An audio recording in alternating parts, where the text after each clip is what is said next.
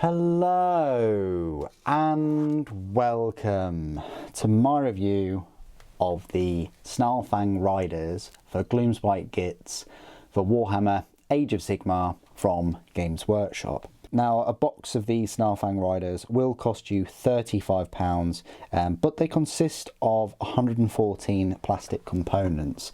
And for me, that's definitely something that's worth looking at with any box set, really, if it includes over 100 plastic components. Also supplied with 5 60 by 35mm oval bases, so the standard sized sort of cavalry bases as well. This has been a happy surprise of a kit for me. It came out of nowhere, I wasn't really expecting it, and it's turned out to be quite the pleasant kit.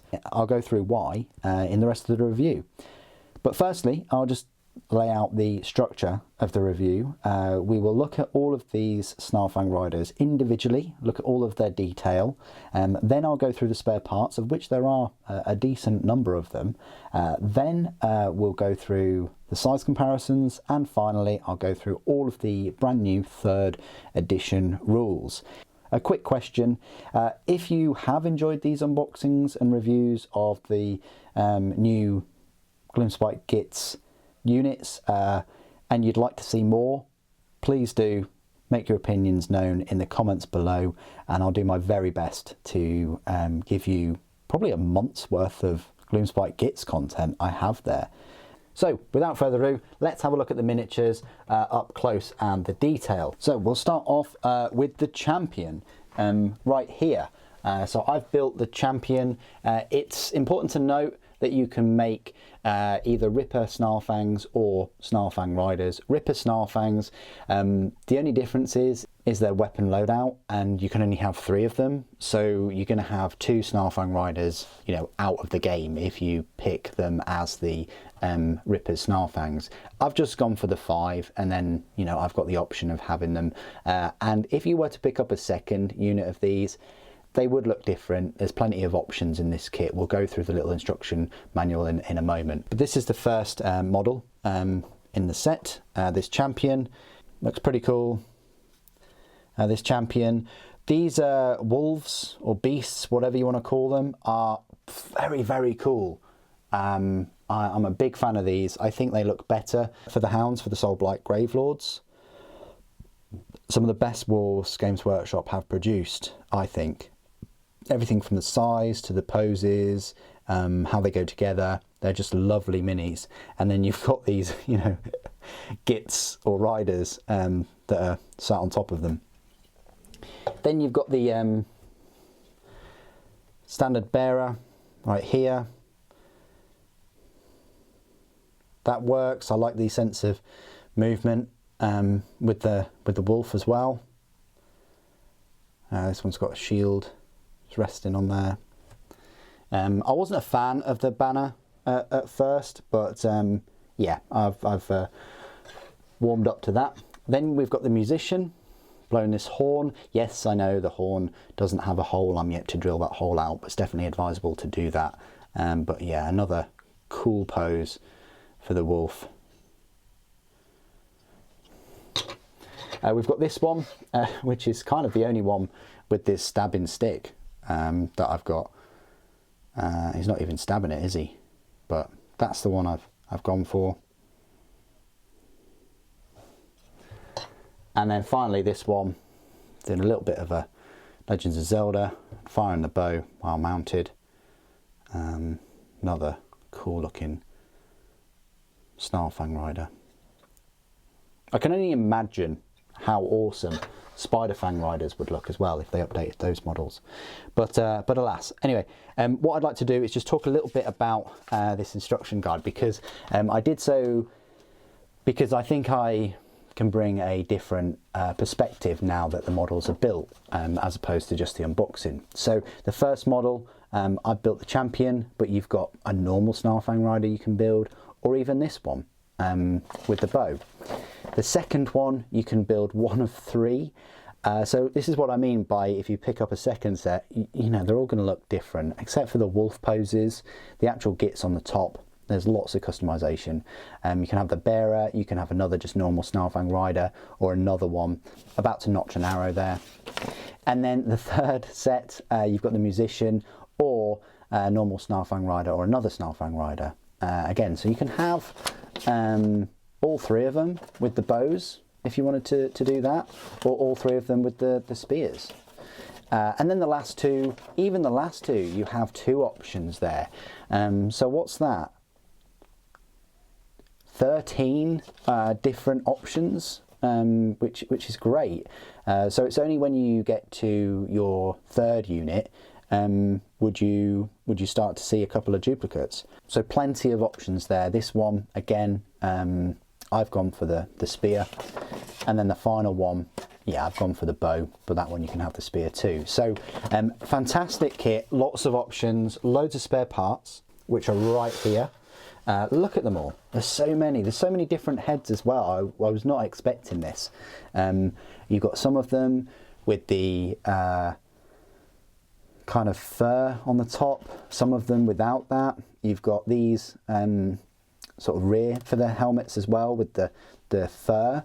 I'm thinking it's the fur off of the wolves themselves, which is a bit, I don't know about that. I mean, do they kill them when they finish with them? I mean, I wouldn't like to think, but it certainly looks exactly the same tail, but the tail is a little bit different in colouring, at least. On all the wolves, it's brown. It's the colour of the wolves themselves, but on their helmets, it's like grey. So I do wonder if it's the same from the same beasts. More heads, more faces. Some of them without the fur on the back of the helmets, just like a pickle helmet kind of thing. You've got bows, you've got different back accessories, you've got spears.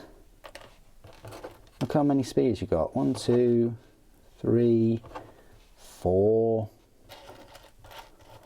different spears. 1, 2, 3, 4 back accessories. A number of notched bows as well. No extra shields, which is a bit of a shame. I would have liked to have seen, 10 shields in this kit. However, the shields from the stabbers and shooters aren't too dissimilar. So I'm wondering whether you could probably proxy them and use them instead if you had any of those. Maybe the detail just isn't as high as these ones though. So, but there is an option. Anyway, that's all of your spare parts for the Snarfang riders. Onto this size comparison. I haven't built any of the spider riders. I know, I'm terrible, but I do have a couple of the miniatures. So this is the new Squig Boss, very small little Squig Boss, but this is him, and this is where he measures up. He's on his 32mm base there, but yeah, even any of these Snarfang riders is bigger and taller, even with that hooked staff. So that's a little comparison between the two new products that on the two new units that they released. We've got a stabber right here, or champion stabber. I guess this is where they measure up next to Gitz, so they're going to be, quite tall compared to your standard sort of troops. We've got Grincrack, the new miniature there from the warband. That's where they measure there, so they're taller and bigger than any of the other sort of Gitz. Even the Loon King himself. They are taller than him, only just though, because that staff is pretty tall staff, isn't it? But fun fact is that they both use exactly the same bases. So yeah, the Loon King is on the same size base as a Snarfang rider, if you wanted to look at it that way. Comparing to bigger creatures, I guess we can compare it to a Troggoth right here. Troggoth absolutely, dwarfs any of these Snarfang riders though. And of course the Arachnarok right here, massive spider. I'm not sure whether these would go well around it, but I definitely want to see some miniatures that are this size but spider shaped in the future. I hope they do that, because those spider riders definitely need an upgrade. Across time and space, there's a comparison I always like to make, and that is with some 40k miniatures. So I have a normal Space Marine, Primaris and Slimarbo. Just for people that are new to Age of Sigmar and they're thinking about picking up Gloomspite Gitz, I thought I'd do this comparison next to some miniatures that you probably are more familiar with. So this Space Marine, probably goes up to like the torso of one of these riders. And then the Primaris, I'd say, goes up to the chest, maybe. But all of these are bigger and taller than, most of your Space Marines and, I say Astra Militarum, because that is Slimarbo. So, hope that size comparison helps. So, this is my part of the review, where I will go through all of the rules for the Snarfang riders. You'll find them in your brand new 3rd edition Battle Tome. And they're actually towards the end of all of the units in the book. There are 2 options, as I mentioned earlier. You can take them as Snarfang riders, of which they consist of 5 models and will cost you 135 points. Or you can use them as Rippa's Snarfangs, where they consist of 3 models and they will cost you 110 points. So 25 points cheaper to have them as Rippa Snarfangs. We are going to go through the rules for both of them, so strap yourselves into your mount and let me start off with the rules for Rippa Snarfangs. So they're of movement of 12 inches, save of 5+, bravery 5 and 3 wounds each. So although you'd only have 3 of them, you are going to have 9 wounds in total. The models in the Rippa Snarfangs are Rippa, Stabbit and Meaneye. Rippa is armed with a Boss Lopper, Stabbit is armed with a Stabbing Sticker, and Meaneye is armed with a Grot Bow. So technically I could have this one, and this one as Rippa Snarfangs. This unit Snarfangs are each armed with slavering jaws. The weapons then, so you've got the missile weapons, the Grot Bow, it's a range of 16 inches, attacks 2, 4+ to hit, 4+ to wound, nothing to rend, 1 damage. Now, although it's called the same weapon with the Snarfang riders, already there's a difference. The Grot Bow for Rippa Snarfangs has 2 attacks instead of 1 and has a better wound. It's a 4+ instead of a 5+. So just watch out that Rippa Snarfangs generally have better weapons. The other weapons, you've got the Boss Lopper, which is a range of 1 inch. It's 5 attacks, 3+ to hit, 3+ to wound, rend of -1 and damage 2. Stabbing Sticker, it's a range of 2 inch, 2 attacks, 4+ to hit, 4+ to wound, nothing to rend and a damage of 1. Now that differs to the Snarfang riders in that it has 2 attacks instead of 1, and again the wound roll is 4+ instead of 5+. The Grot Bow as a melee weapon is a range of 2 inches, 1 attack, 4+ to hit, 4+ to wound, nothing to rend and damage 1. Snarfang riders don't have the Grot Bow as a melee weapon. And then Slavering Jaws, they work exactly the same as Snarfang riders' Slavering Jaws. It's a range of 2 inches, 2 attacks, 3+ to hit, 3+ to wound, nothing to rend and a damage of 2. Abilities then, so you've got Ferocious Pounce, which is exactly the same as the Snarfang riders' Ferocious Pounce. The unit is eligible to fight in the combat phase if it is within 6 inches of an enemy unit instead of 3 inches, and it can move an extra 3 inches when it piles in. Vindictive Attackers, so this is their new rule for Rippa Snarfangs. Add 1 to hit rolls and wound rolls for attacks made by this unit that target a unit that has 1 or more wounds allocated to it. Pretty good. Keywords: Destruction, Gloomspite Gitz, Grot, Git Mob, Rippa Snarfangs. Now the Snarfang riders, they're a separate unit in the book. The main 2 differences in their stat line is that their bravery is 4 instead of 5, and they only have 2 wounds each. So instead of 9 wounds that the Rippas have, these guys will have 10. So you're only really getting 1 extra wound, as opposed to, a unit of 3. So if you're playing against Gloomspite Gitz and you see a unit of 3, don't automatically think that they've only got like 6 wounds. They don't, they have 9.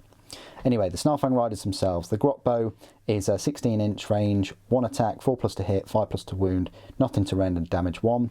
Melee weapons, they've got the Stabbing Sticker, which is a range of 2 inches, 1 attack, 4+ to hit, 5+ to wound, nothing to rend and damage 1. And then the Slavering Jaws, range of 2 inches, 2 attacks, 3+ to hit, 3+ to wound, nothing to rend, but they have that 2 damage. Now, each model in a Snarfang Riders unit is armed with a grot bow and stabbing sticker. That's a very important note to make, that they all have grot bows and stabbing stickers. You don't need to assemble the model with either or. They all have the same weapons, which is fantastic. It means you've got 5 of them there with 16-inch range missile weapons. 50-50 for them to hit as well. Now, champion. One model in this unit can be a Git boss. Add 1 to the attacks characteristic of that model's stabbing sticker. So that's great. So it's going to have 2 attacks now. Standard bearer. 1 in every 5 models in this unit can be a Git flag waver. Add 1 to the bravery characteristic of this unit if it includes any Git flag wavers. That's fantastic. It bumps up the bravery to the same as the Rippa Snarfangs. Musician. 1 in every 5 models in this unit can be a horn blaster. Add 1 to the charge rolls for this unit if it includes any horn blasters. When this unit receives the redeploy command, you can re-roll the dice that determines the distance it can move. In addition, immediately after this unit redeploys, it can shoot. This unit cannot receive the unleash hell command in the same turn it has received the redeploy command. It's pretty good. Ferocious pounce. This unit is eligible to fight in the combat phase if it is within 6 inches of an enemy unit instead of 3 inches, and it can move an extra 3 inches when it piles in. Works the same as Rippa Snarfangs. Smell weakness. Add 1 to hit rolls for attacks made with this unit, slavering jaws that target a unit that has 1 or more wounds allocated to it. So that works a little bit differently compared to Rippa Snarfangs. Rippa Snarfangs, let's add 1 to hit rolls and wound rolls, but the actual Snarfang Riders, it's just 1 to hit rolls. Keywords: destruction, Gloomspite Gitz, grot, Gitmob, Snarfang Riders. So there you go. I hope I've covered Rippa Snarfangs and Snarfang Riders as much as you'd hoped. I think they're a lovely kit. Don't let that £35 price point dissuade you. They're fun to build, they'll be great to paint, and they'll go really, really well with your other Gloomspite Gitz. My only wish, of course, is I keep banging on about them, but I want to see more creatures. I want to see the Spiderfang Riders. I want to see more creatures involved with the destruction armies. I'd love to see this army expanded even more, but I think it's a nice addition that we've received. And it's good to have a fast unit like this on the battlefield, even if it is just a distraction away from your other units, like your big spiders or your trolls. What do you guys think? Please do put your thoughts and opinions down in the comments below. It'd be great to hear from you. Thank you ever so much for joining me today. Thank you for watching. The Loon King protects.